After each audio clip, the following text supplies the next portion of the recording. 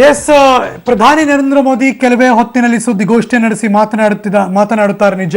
ಆದರೆ ಅದಕ್ಕೂ ಮುಂಚೆ ಚುನಾವಣಾ ಫಲಿತಾಂಶ ಬಂದ ನಂತರ ಮೋದಿ ಅವರ ಮೊದಲ ಮಾತು, ಅದು ಅಕ್ಷರ ರೂಪದಲ್ಲಿ ಅಂದ್ರೆ ಟ್ವೀಟ್ ಮಾಡಿದ್ದಾರೆ. ಇದೀಗ ಬರ್ತಿದೆ ಆ ಸುದ್ದಿ. ಐತಿಹಾಸಿಕ ಗೆಲುವಿಗೆ ಎಲ್ಲ ಕಾರ್ಯಕರ್ತರಿಗೆ ಅಭಿನಂದನೆ ಸಲ್ಲಿಸ್ತಾ ಇದ್ದಾರೆ. ಅವರೆಲ್ಲರ ಕಠಿಣ ಶ್ರಮ ಏನಿತ್ತು ಅದಕ್ಕೆ ನನ್ನ ಅಭಿನಂದನೆ, ಈ ಜಯ ಅವರಿಗೆ ಸಲ್ಲಬೇಕು ಅಂತ ಎಲ್ಲರಿಗೂ ಕೂಡ ಕೃತಜ್ಞತೆ ಸಲ್ಲಿಸ್ತಾ ಇದ್ದಾರೆ. ಇದು ನರೇಂದ್ರ ಮೋದಿ ಈ ವಿಜಯದ ನಂತರದ ಮೊದಲ ಮಾತು ಟ್ವೀಟ್ ಮೂಲಕ.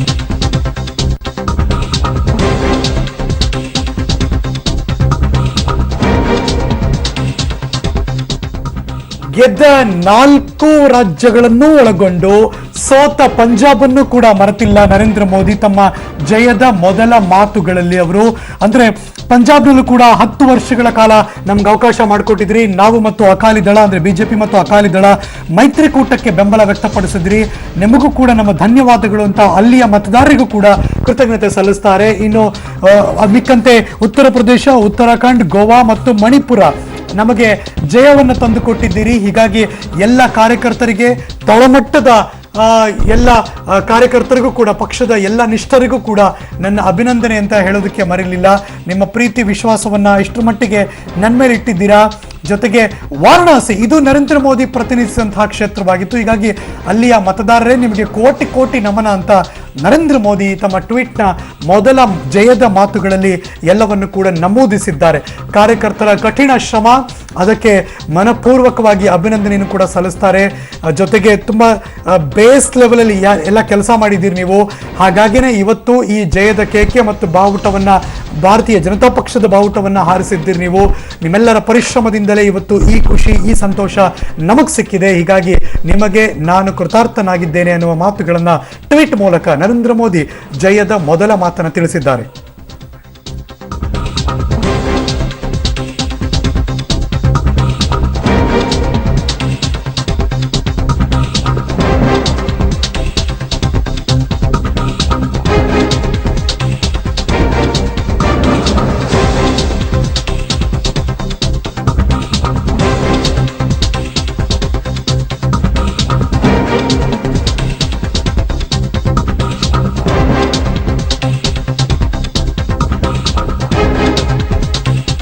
ಸುದ್ದಿಗೋಷ್ಠಿಯಲ್ಲಿ ಯಾರೋ ಪ್ರಶ್ನೆ ಕೇಳಿದಾಗಲೂ ಕೂಡ ಅಮಿತ್ ಶಾ ಹೇಳ್ತಿದ್ರು, ವಾರಣಾಸಿ ಮೋದಿ ಪ್ರತಿನಿಧಿಸುವಂತಹ ಕ್ಷೇತ್ರ, ಅವರು ಪ್ರಧಾನಮಂತ್ರಿಯೂ ಆಗಿರೋದ್ರಿಂದ ಅಲ್ಲಿಗೆ ಹೋಗೋಕ್ಕಾಗದೇ ಇರ್ಬೋದು, ಆದರೆ ಎಲ್ಲ ಕೆಲಸವೂ ಕೂಡ ನಡೆಯುತ್ತೆ, ಜನ ಯಾವಾಗಲೂ ಕೂಡ ಮೋದಿ ಜೊತೆ ಇದ್ದಾರೆ ಅಂತ.